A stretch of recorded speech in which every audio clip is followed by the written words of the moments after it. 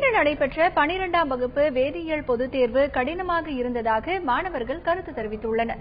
இதனால் 200க்கு 200 மதிப்பெண் பெறும் மாணவர்களின் எண்ணிக்கை இந்த ஆண்டு குறைய வாய்ப்புள்ளதாக ஆசிரியர்களும் கூறியுள்ளனர். 12ஆம் வகுப்பு மாணவர்களுக்கு கடந்த 4ஆம் தேதி முதல் பொதுத் தேர்வுகள் நடந்து வருகின்றன.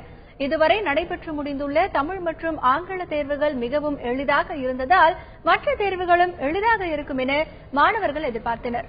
ஆனால் இன்று நடந்த வேதியியல் தேர்வில் கேள்விகள் மிகவும் கடினமாக இருந்ததாக மாணவர்கள் கவலை தெரிவித்தனர்.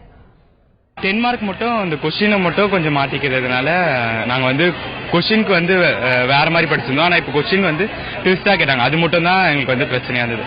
அதான் சரியா இல்ல. 1 மார்க் புக் பேக்ல இருந்தே நிறைய கேட்டிருந்தாங்க.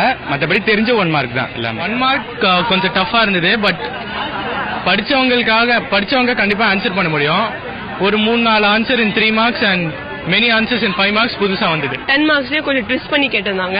இப்போ 10 மார்க்ஸ்ல பார்த்தா நிறைய ஸ்டூடெண்ட் கரெக்டா 3 அட்டெண்ட் பண்ற மாதிரி தான் பார்த்திருப்பாங்க. அது ஒரு சப்டிவிஷன் ஈஸியா இருந்தது, இன்னொன்னு டஃபா இருந்தது. சோ சென்டம் கம்மி தான் ஆகும் போல. ஏன்னா எங்களுக்கே இப்போ பார்க்கும்போது ரொம்ப கஷ்டமா. மருத்துவம், பொறியியல் உள்ளிட்ட தொழிற்கல்வி சேர்க்கைக்கு வேதியியல் பாட மதிப்பெண் கணக்கில் எடுத்துக் கொள்ளப்படும் நிலையில் இந்த ஆண்டு கடினமான கேள்விகளால் முழு மதிப்பெண் பெறும் மாணவர்கள் எண்ணிக்கை குறையும் என கூறுகிறார் வேதியியல் ஆசிரியர் டேனியல். ஒரு கிளைகால் ஹைட்ராக்சில ஒரு கொஸ்டின் புதுசா கேட்டிருக்காங்க. Glycol is more riskous than ethanol. But அதுவும் செப்டம்பர் பேப்பர்ல எல்லாம் வந்திருக்குது. அதே மாதிரி பாத்தீங்கன்னா ஹீட் எக்ஸ்பெரிமெண்ட்ஸ் நிறைய கேட்டிருக்காங்க. ஸோ அந்த ஹீட் இது அந்த பிள்ளைங்க அவ்வளோ கரெக்டா எழுதுமா அப்படிங்கிறது ஒரு கேள்விக்குறியான ஒரு விஷயம் தான்.